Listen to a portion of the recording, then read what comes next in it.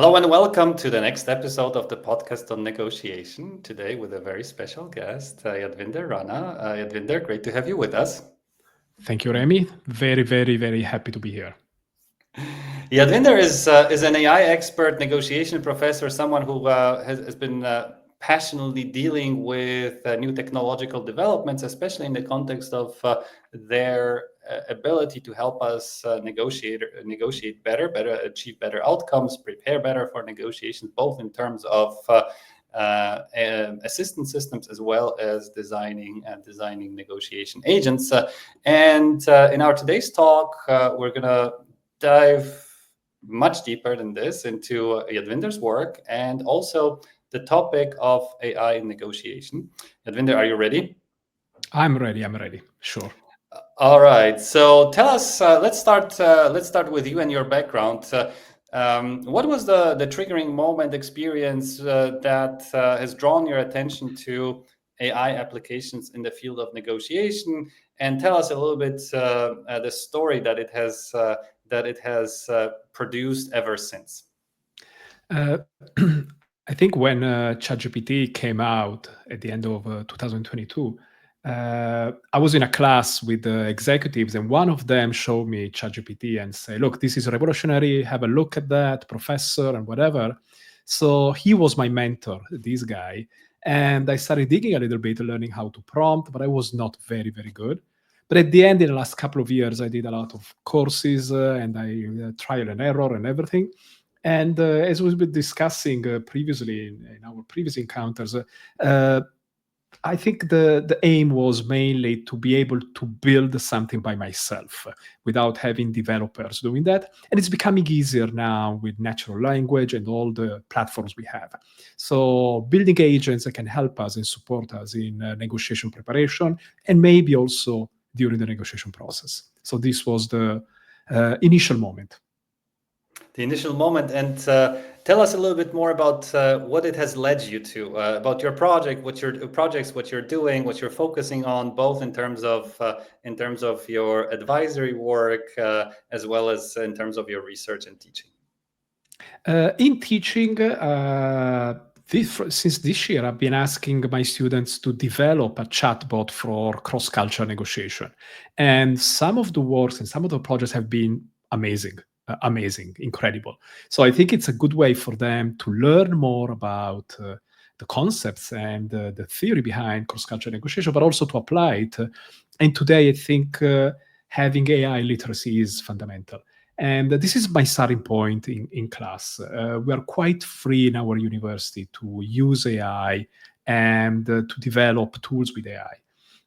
In my advisory, I'm both with sales and procurement teams, I'm helping them to prepare better for negotiation in more efficient way, quicker, and maybe getting also better results. So I have a workflow of different agents that combined for example, for a sales team, provide a value proposition that is linked to a negotiator, that is linked to a LinkedIn profiler, and then at the end provides a report for the sales rep before a meeting.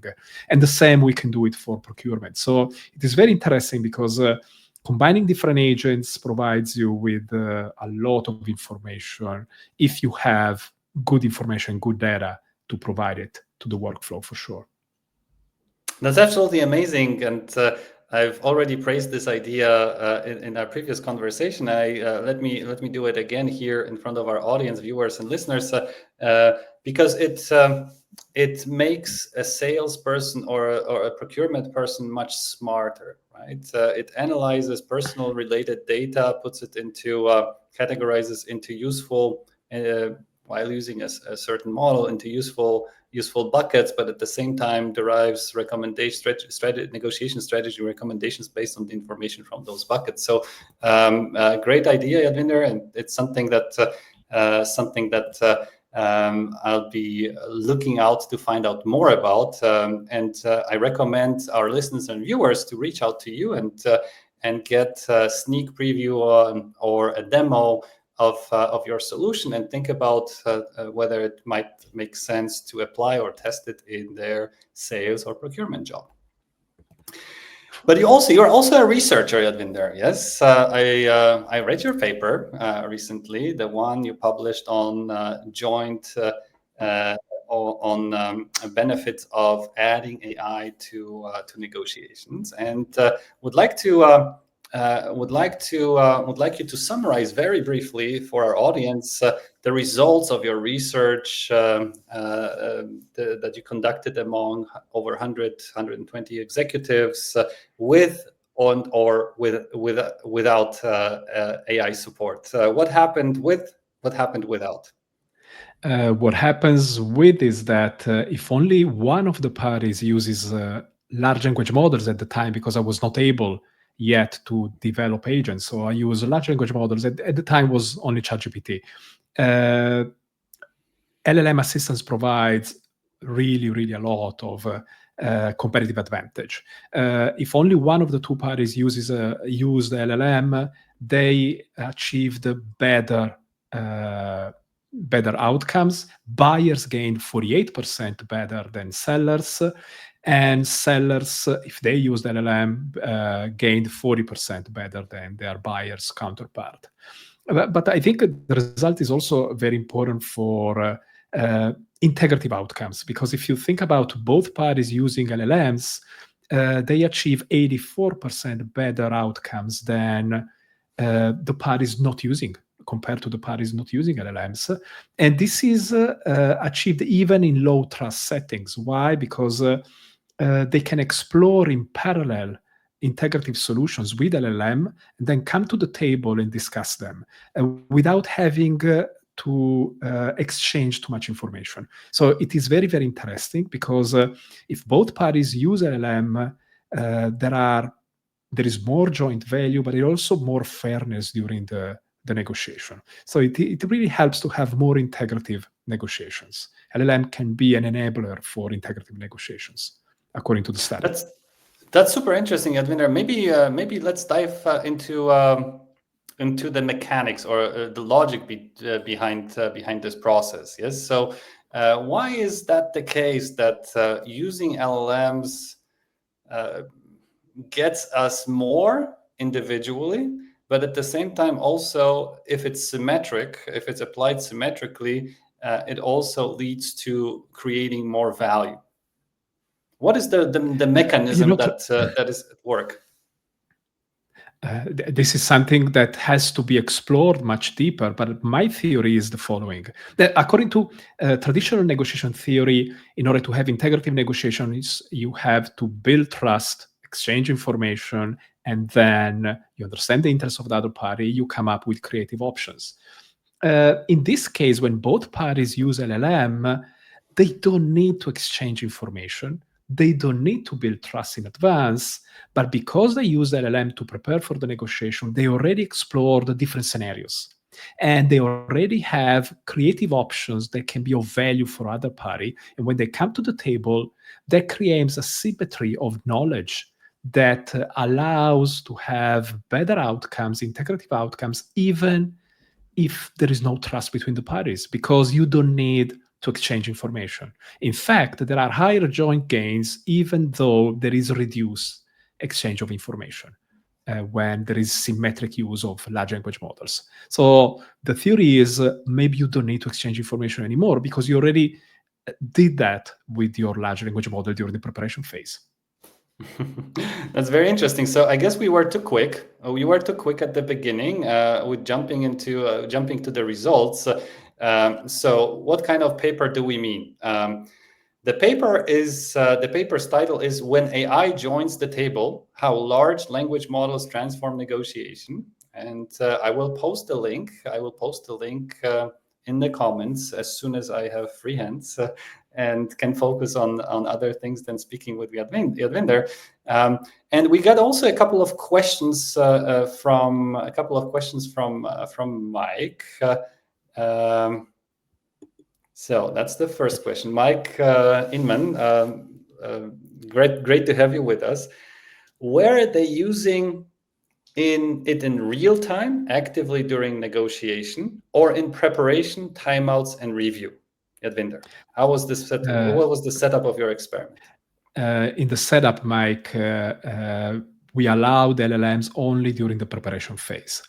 And that was conducted in teams. So, but only during the preparation phase, not in real time. No. Even today, with the agents I'm building, having them in real time is not easy. The process is not easy. We will get there, but at the time I conducted the experiment, it was more or less this period last year. It was between May and October 24.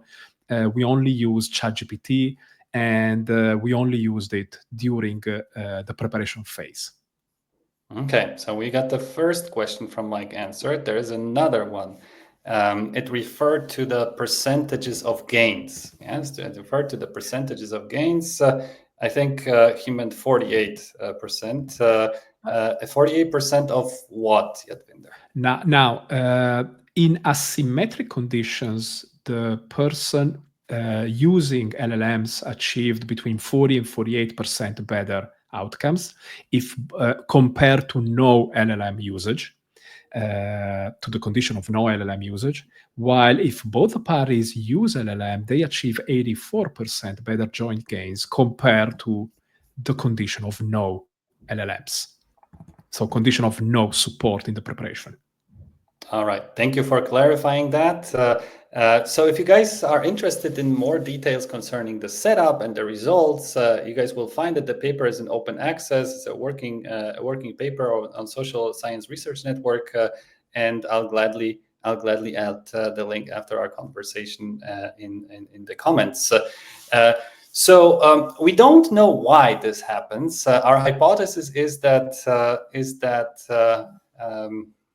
it probably somehow induces information sharing. It has to somehow induce information sharing. But I was thinking about the following question, Yadvinder, and that is, are joint gains the ultimate goal of a negotiator? So in other words, yes, it's nice. It's nice that using LLMs help us get to the center of the Pareto efficiency frontier, or the midpoint of the efficiency frontier. But the question is that where we want to get? What do you think? I don't know if it is where we want to get, but for sure, what studies are telling us more and more is that if you don't use AI support, then you will gain less than the other party. That's for sure.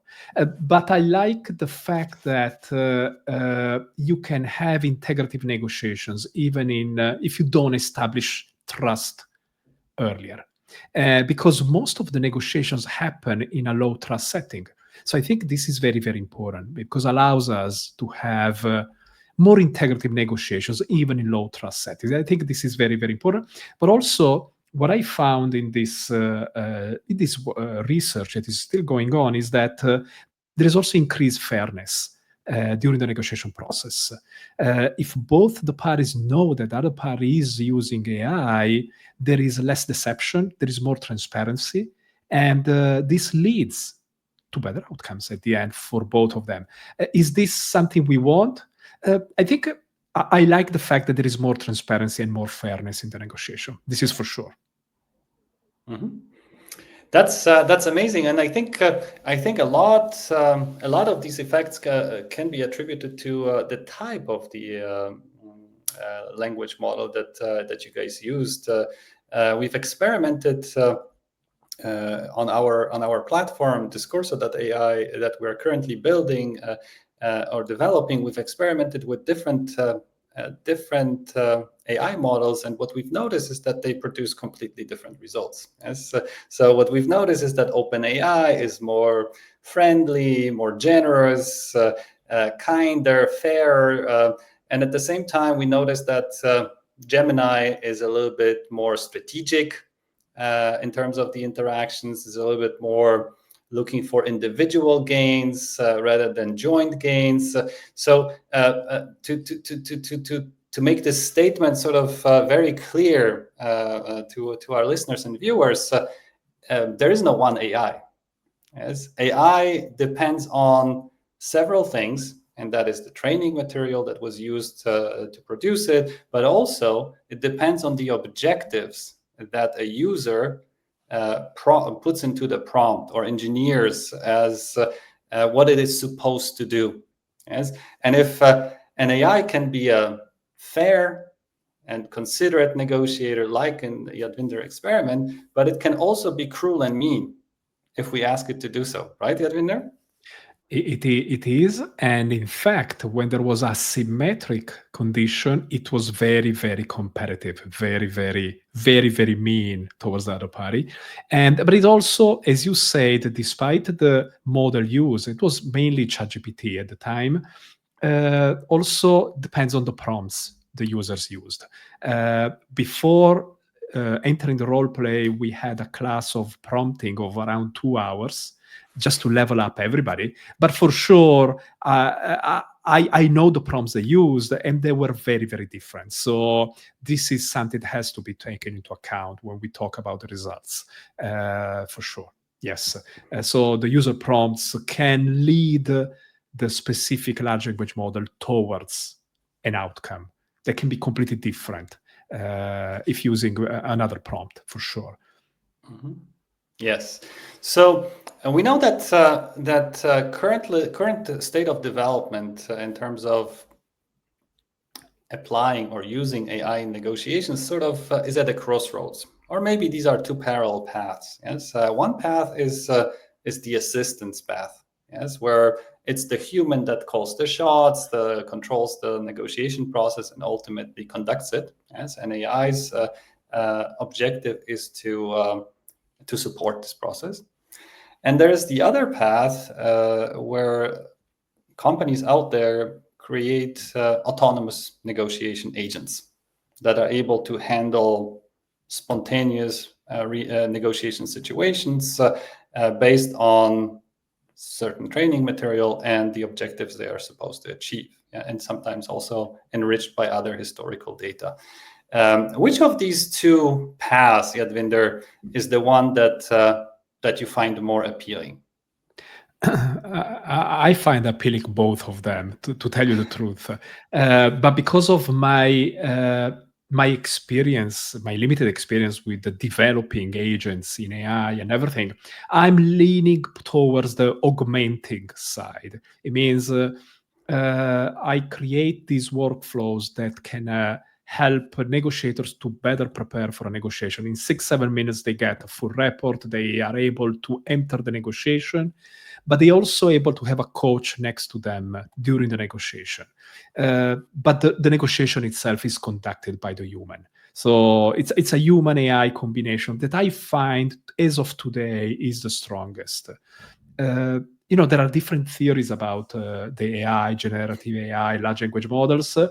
And one thing that I find really, really relevant is the theory of some scholars that are saying that large language models, as of today, that are predictors, will not lead to general intelligence, as everybody's hoping, and maybe Sam Altman and others are hoping.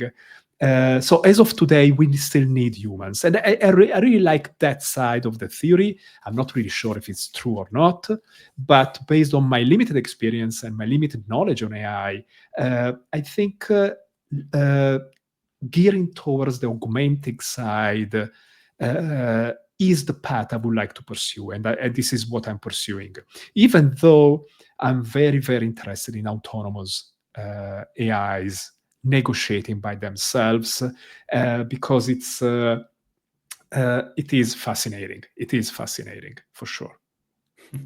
So let's start with those assistant systems. I know that many companies out there are building those, and you've built yours, combined with an extended workflow, right from analyzing personal profile of the negotiation partners all the way to suggesting negotiation strategies to best deal or that best match that type of profile and that type of partner and the type of setting.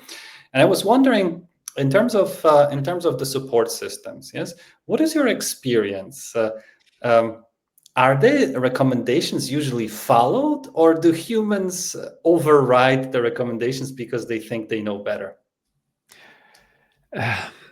Most of the time, they follow the recommendations, even though not everybody in the team will use AI to gather information for the preparation phase. So I think training becomes fundamental. A lot of people are in some way rejecting AI because of different reasons. And training and showing them how to use it in a very simple way, it's the best way to get them involved. So, and the rejection percentage, the odds of rejections really lower if they feel more comfortable in front of the tool. So making it very easy to understand, giving them step-by-step instructions so they become more comfortable, is very, very important. And for example, I recently worked with a company where sales teams were not getting margins. The margins were decreasing because price was getting the real issue. The value proposition was not there. So we created these two agents in order to create the value proposition and to defend it. But at the beginning, it was very hard for them to use it. So when I work with companies, there is the tool, yes, there is the workflow, but I also have to provide them with coaching and training, and that becomes, I think, the most important thing, despite the tool. Yes. So Mhm. Please go to ahead. answer your questions, I have to give them confidence that they are using a tool and it's not the tool using them. That's a great summary, because I think it goes along with what we know about us humans using complex black boxes. Yes, if we cannot understand the mechanism, our trust in its recommendations deteriorates. Yes, so I like the trick, or it's probably not a trick; it's a part of the design in your engagements, in your consulting engagements, that you first try to explain what the black box looks like, what it does, what it consists of, and how it can be used, how it can be helpful to potential users slash negotiators, because I think it takes away the fear. As if we understand how things work, we are probably more likely to use it, and especially above all, especially we are more likely to rely on its recommendations, I think, right? That's probably the core, I can imagine, right? To reduce to increase trust in the recommendations by helping users understand its complexity. I completely agree with you. There are two reasons for that. First of all, AI adoption is change management at the end, if you think of it. Second, because I deal mostly with European companies, Europe is getting older and older. And so I think there is also more resistance to change because we're getting older. And I think these two reasons combined require much more careful focus on how to reduce the barrier. Yes, we've tested the assistant systems in our negotiation competition a few years ago, provided by an Australian AI startup called Uncapped, and we've noticed that indeed not every human negotiator took advantage of free help that was offered by the AI systems, and some of them simply said, "Well, I'm fine. Yes, I'm an expert. I'm a negotiator. I'm here to compete. I'm here to test myself. So I do not really need any support from a machine that I don't understand." But you might be right, and we should have offered training sessions first, and explanations on how to use the machine, how to use the assistant systems that we offered to increase the incentive and reduce the barriers of usage. Okay, good. So we talked about the assistant systems, right?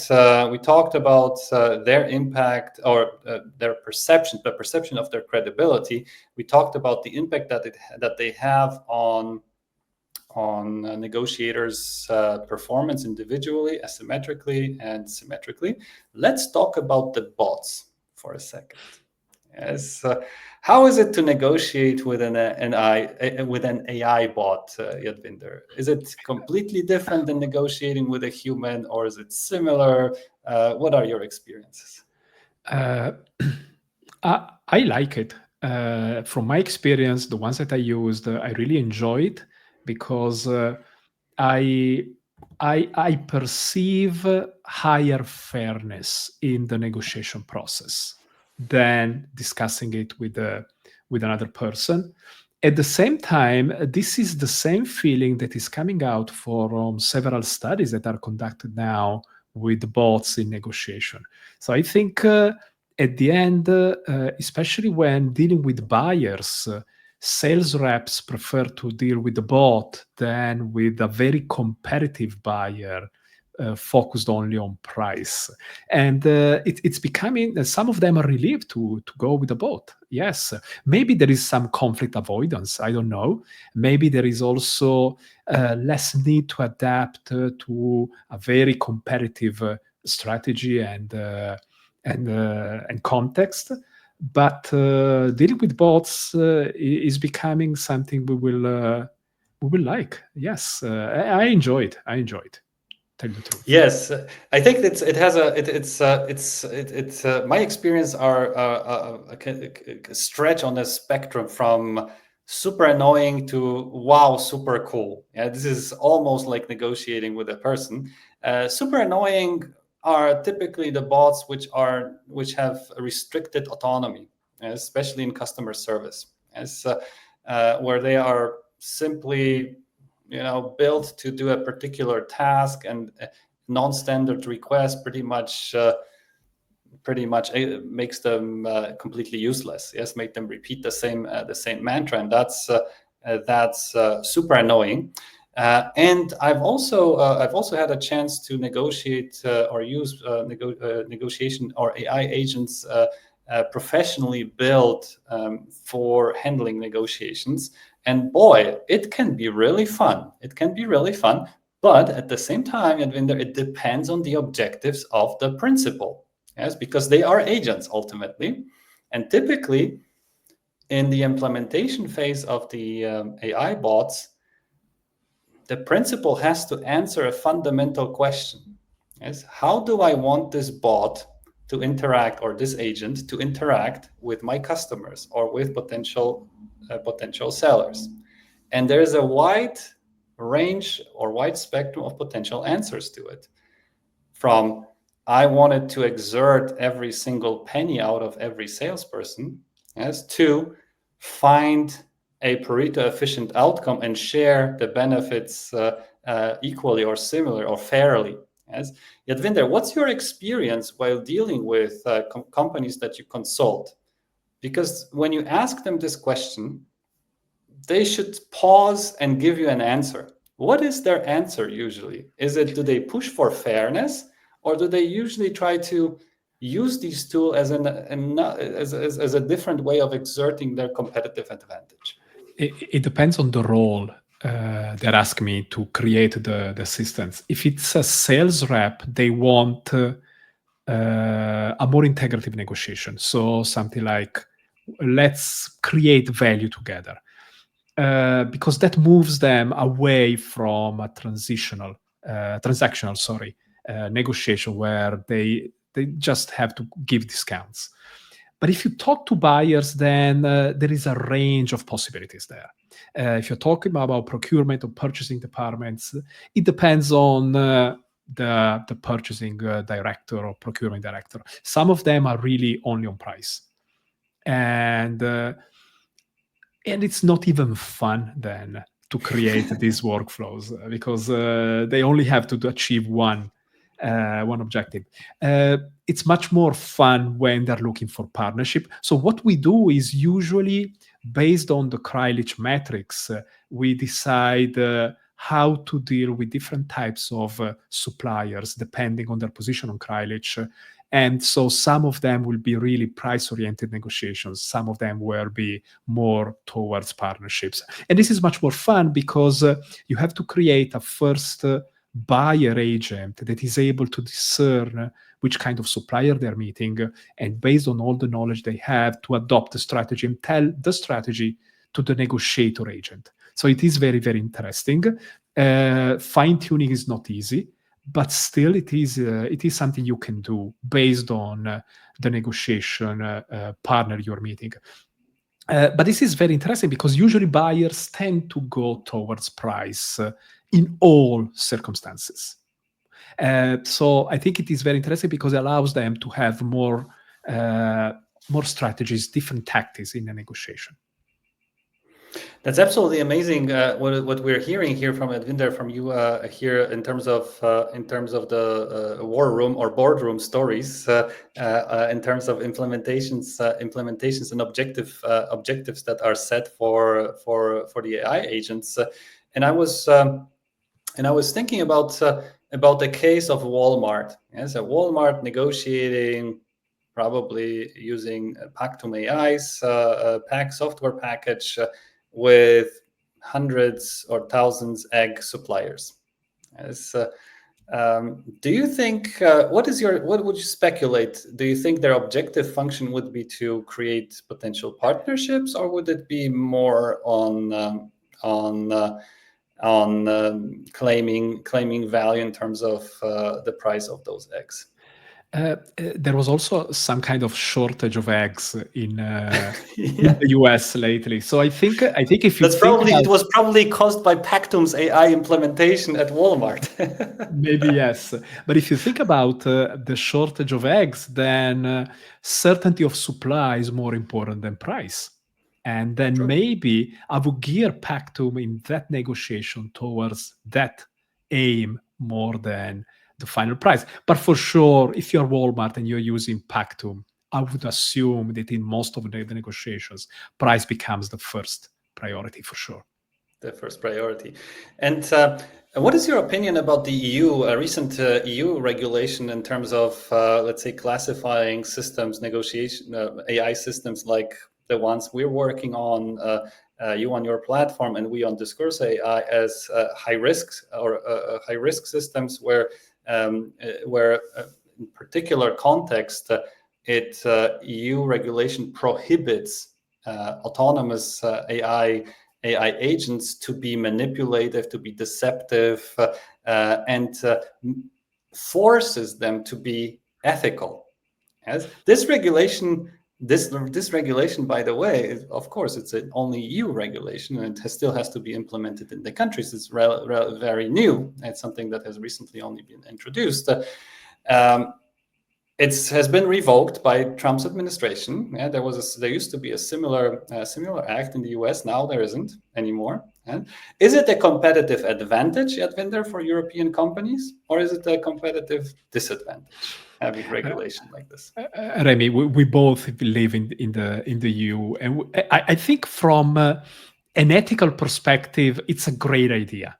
If you take it from that perspective. But if you have to implement it, then it becomes a bureaucracy, as most of the things we have to deal with companies here in Europe. So I think it's a completely different way of managing AI between EU and the US. The US is free ride, do whatever you want at the end. And still, I think that some guardrails have to be implemented. I think that whenever we implement some guardrails in the EU, we are always a year behind. Because AI is evolving so fast that at the end, how can you put guardrails to something today when you are just putting guardrails to something that is past? And I don't know. Maybe it will provide a lot of constraints to us, providing assistance for negotiations, and it will be more bad than good, I think, at the end. Mm-hmm. We also thought about it with my co-authors Peter Kesting and Felix Krisha. We thought about the impact, or let's say the connection between the ethics and designing negotiation AI agents, and we sort of came up with a conclusion that it's absolutely no problem when it comes to integrative negotiations. Yes, because it helps. It only helps. It fosters information sharing, and if truthful information is shared, then obviously there is a higher probability that we'll arrive at the Pareto efficiency at somewhere in the middle rather than its ends. Yes, but the problem starts with combining this regulation with pricing negotiations, where it restricts the range of possibilities only to the ability of saying either the truth or saying nothing. Yes. And we sort of thought, well, maybe it's even better. Yes, maybe it's even better because AI should not, and that's my strong belief, should not be used to deceive better, to be able to lie better. Yes, AI should be used to model the behavior that we intend and anticipate from other humans to display, from other negotiators to show with respect to us. As the golden rule applies also in designing negotiation bots. And I was thinking, moving on to AI-specific negotiation strategies, Yadvinder, I was thinking about your opinion on trust building, trust creation through autonomous AI negotiators or AI agents. Do you see any differences? And if yes, are those positive differences, or can AI create similar amount of trust as human negotiators, or is it still something that it needs to understand? I think, Remy, the question is, do we need trust between the parties when we have autonomous negotiators? I think this is the question. I mean, for sure, we need fairness. We need transparency. I don't know about trust, because trust is very human. I don't know that. Do you trust an AI, an autonomous agent? As for everything we said, it really depends on the system instructions it has, on everything that is below, and we don't know that. So can we trust it? We have to have at least one encounter, previous encounter, and then see how it went. But I think we should strive for transparency and fairness. Yes, that's for sure. I don't know if they provide more trust or less trust. I don't know. And but I also see that among humans, trust is not easy to be built, to be established. And so let's create a system where we don't need trust, but we can still have fairness and transparency. Maybe I'm a bit ambitious, but this is something I really think. I don't know. What is your perspective?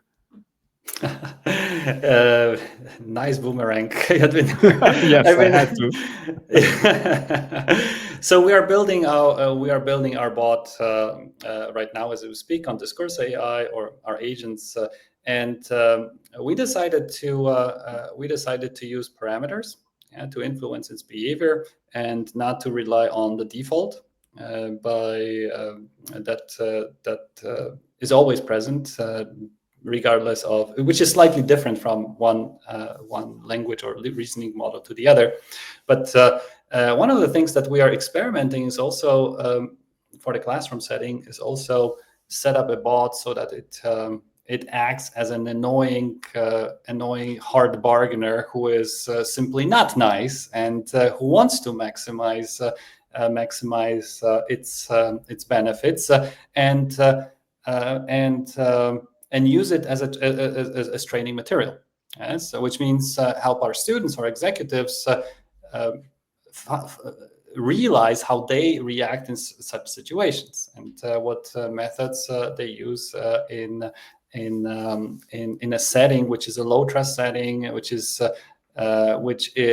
expects or is designed to exert to claim a lot of value from the participants, and we are very close to launching it. We're still doing the last tests of our product, but but where I'm looking forward to testing the other end of the spectrum. But coming back to your question, do I think AI can build trust? I think your study shows that it can. Yes, and I think even if it doesn't understand what trust is in terms of the feeling, in terms of the confidence, the belief, right? It still can decode the components of trust building, and I think it can, and it does use those components, such as, for example, transparency in information sharing, or high levels of transparency in information sharing, such as kindness, such as other elements that we typically associate with trustworthy individuals or agents. Yes, in that particular case. So yes, I think trust building is nothing inherently reserved for humans only. I think it can be engineered as well. Yes, once we've understood a creation or development of a certain phenomenon, once we've understood the factors that influence it, we can build machines. Usually, we can build machines that can do the same or similar. So, key question is, Yadvinder, what do you think? Are humans better than machines when it comes to negotiating today and potentially in the future? That's a very mean question. I know. I have a very straightforward response. I think today, at the level of technology we have, and with the agents we are able to develop, or assistants or autonomous agents, I think that autonomous agents and augmenting assistants are better in preparing for a negotiation and negotiating than the average human. I don't think they're better than the best negotiators we find. We teach in MBAs, executive MBAs, and everything, and finding good negotiators is not easy. So I really think that because of, if we train them well, if we have proper system instructions, and they become reliable, they can be better negotiators than the average of human negotiators as of today, even today. I'm really sure of that, and I think they can also be as good as the best of the negotiators. That's amazing, because I might have mentioned that we regularly run negotiation competitions, and recently someone asked me whether we would allow an AI agent to enter the competition, and I immediately answered, of course. Yes, so there's an open call out there, yes, to all of those who design negotiation agents, or believe that they can design negotiation agents who can beat some of the world's best negotiators. Guys, join our competition. Yes, and put them to an ultimate test and see. And prove me right. And prove Yadvinder right. Yes, exactly. That's machines. Sure. That machines can negotiate really, really well. The competition is called the Negotiation Challenge, and it's open to professionals, any hierarchy levels, any industries. If you guys believe you're good at negotiating, if are passionate about the topic, go to www.thenegotiationchallenge.org. And we look forward to having you with us. But let's answer the question that Sue has asked in our chat. She asks, do you think the not nice bot can recognize the importance of enduring relationship? Yadvinder, it's a difficult question, so it's going to go to you. Sue, look, I think we can build bots that can recognize the situation of the negotiation, which is the context of a negotiation, when to push for claiming value and when to build a relationship and have more integrative negotiations. I think we can build assistants and agents that are able to discern the context and the situation, as we do as humans. At the same time, I completely agree with Remy. I'm using also in role plays the mean negotiator and the good negotiator just to show them how it changes. So if you train the specific bot only for one outcome, then no relationship is not important.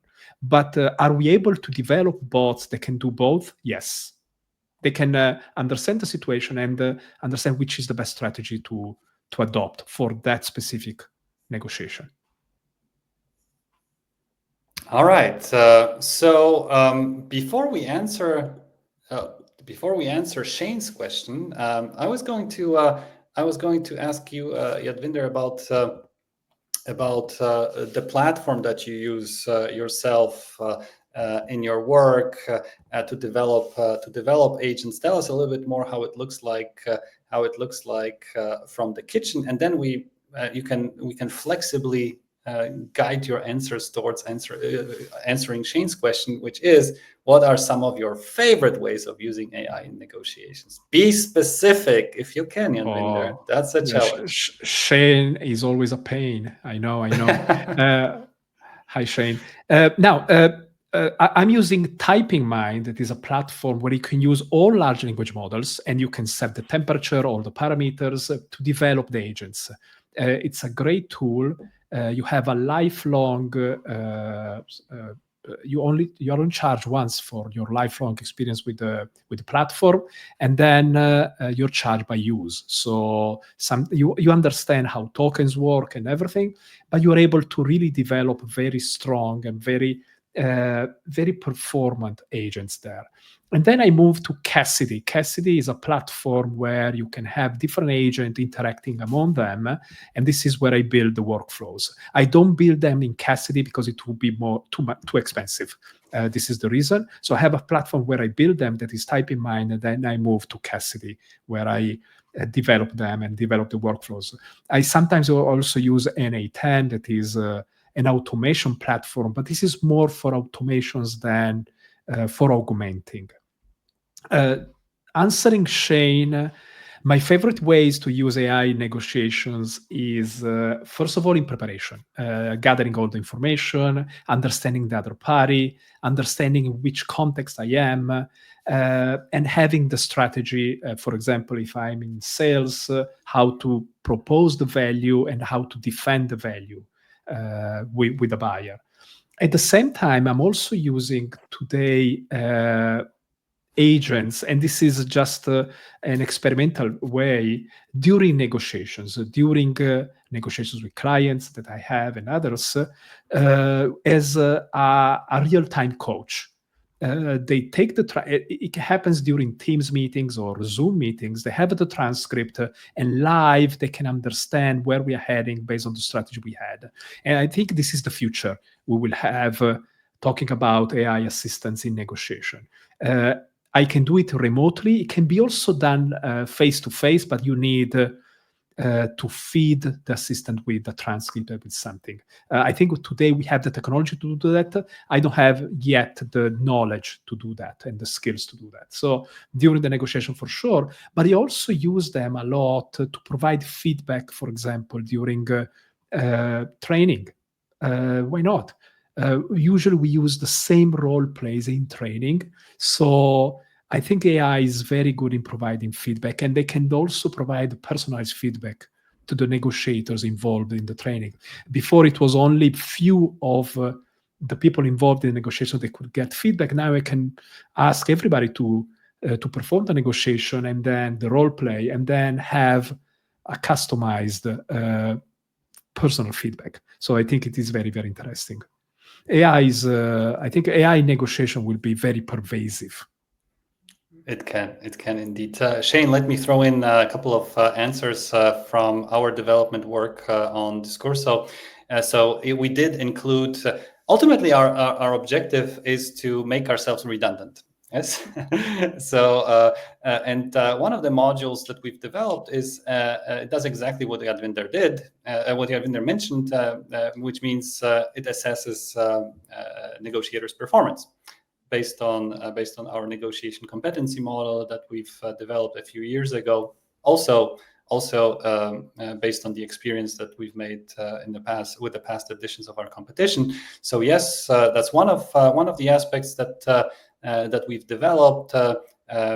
Because of exactly the reason Yadvinder mentioned, imagine a class of 50 students. How do I give them individualized, or how do we give them individualized feedback? It's literally impossible for a human instructor, but it's very easy for AI.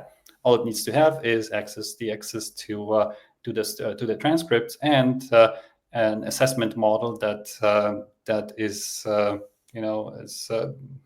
captures relevant dimensions of a negotiation process and outcome. So that's one of the areas in which we're using it. We're also using it as a negotiation coach. Yes, which means it's us.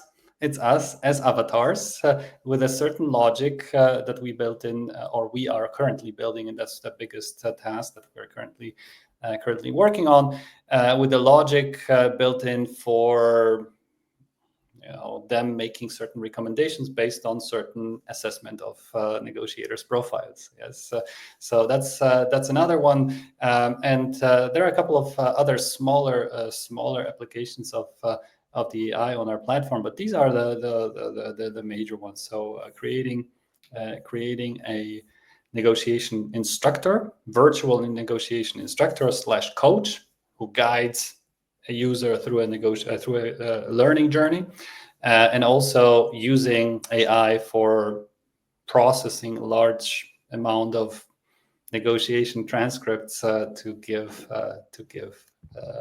feedback.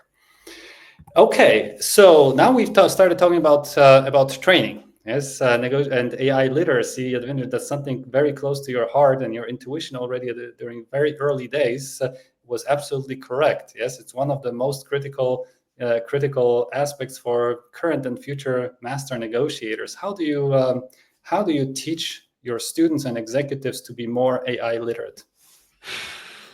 I don't have the perfect module yet. And it's not easy. I think a hands-on approach is very, very important.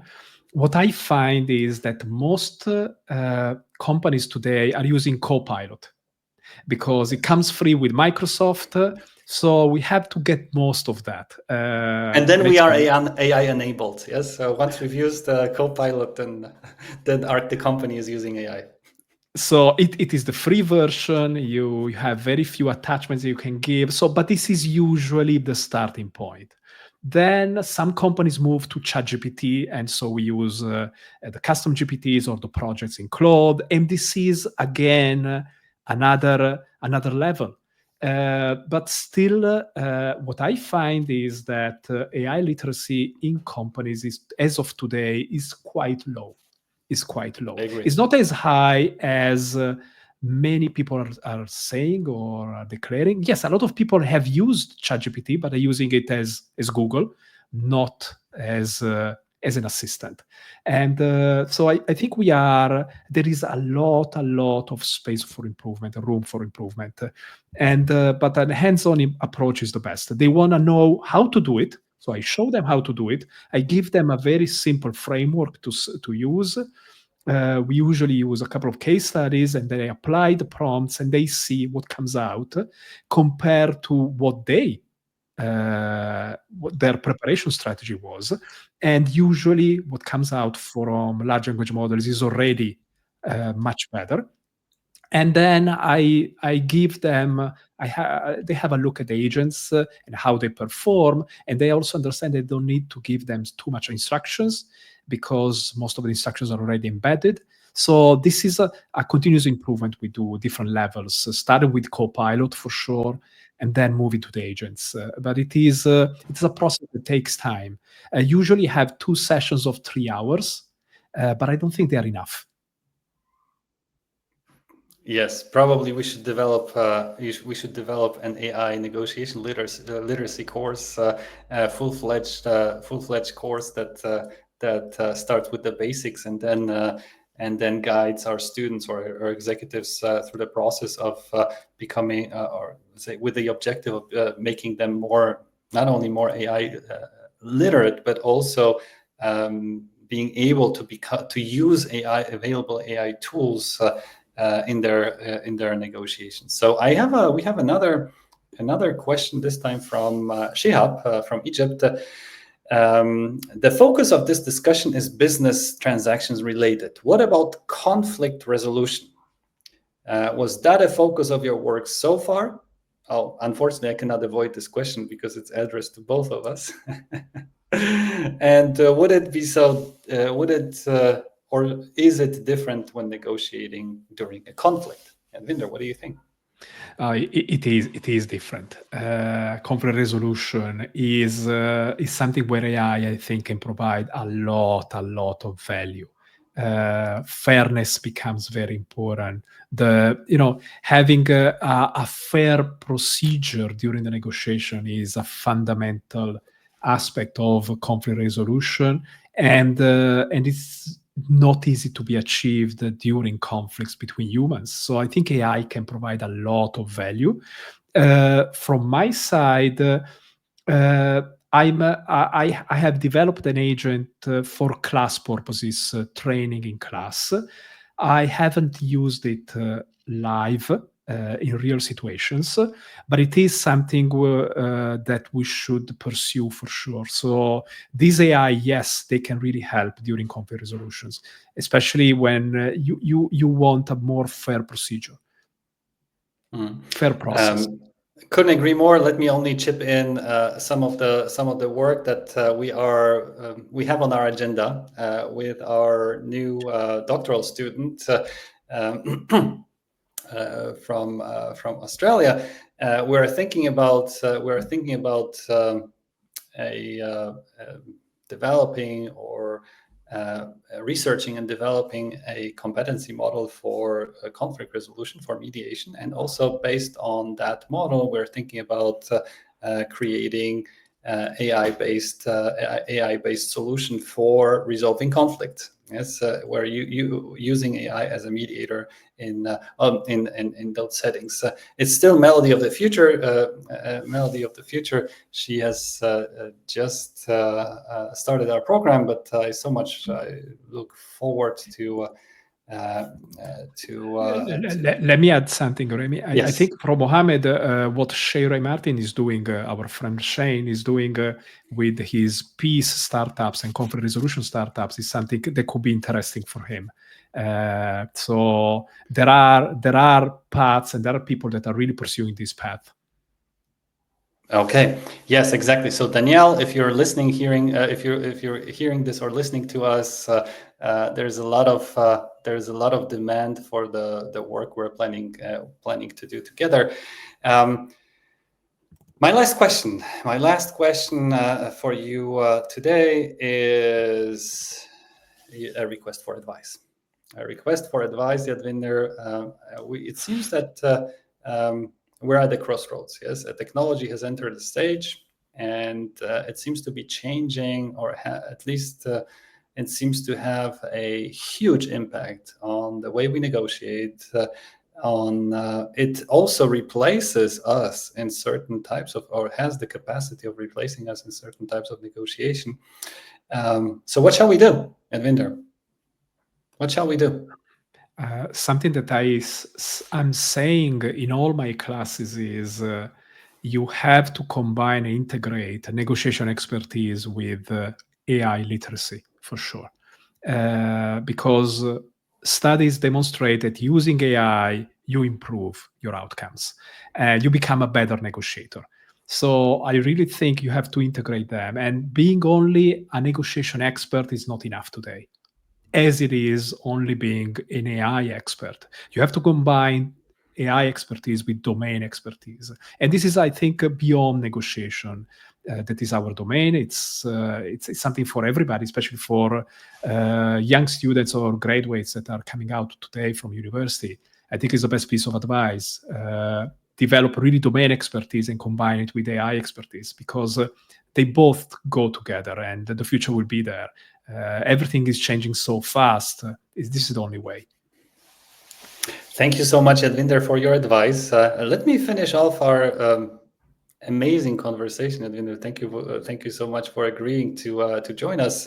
With an anecdote I've experienced during the finals of our negotiation competition in Cape Town. During one of the dinners, I was sitting next to Sebastian, who is working for one of the major consultancy and is engaged in their negotiation, building their negotiation competencies. And I remember very vividly that he told me that about 80% of the pitches that this consultancy does currently, well, it was 2 months ago or 3 months ago, that used to do 3 months ago, were done with an or against an AI agent. 80%. So guys, this reality is here. AI is here to stay. AI will take an important role at the negotiating table. And to echo Yadvinder's advice, get used to it and start preparing for it. Yadvinder, thank you so much for joining us. It was an amazing chat. We look forward to your future work, to your future research, and until the next time on the podcast on negotiation. Thank you, Remy. Has been a pleasure. Thank you. Thank you so much, guys. Thank you for joining.